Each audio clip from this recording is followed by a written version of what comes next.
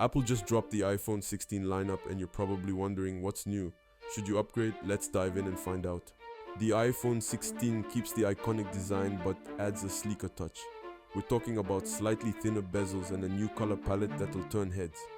And the display's absolutely stunning. The iPhone 16 rocks a 6.1-inch screen, while the iPhone 16 Plus offers a massive 6.7-inch display.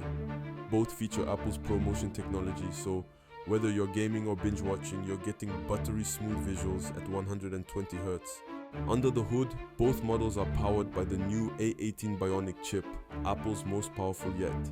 Faster performance, better energy efficiency, and improved AI capabilities mean apps launch quicker, gaming is smoother, and multitasking feels effortless.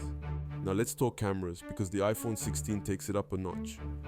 You're looking at a 48MP main sensor with improved low-light performance, making nighttime shots crisp and detailed. The new Smart HDR5 automatically adjusts lighting to make every shot look professionally edited. Oh, and the front-facing camera? It's smarter, with improved facial tracking for those perfect selfies and video calls. So should you upgrade? If you're looking for a premium experience with top-tier performance, excellent cameras, and longer battery life, the iPhone 16 and iPhone 16 Plus are solid contenders. But is it a must?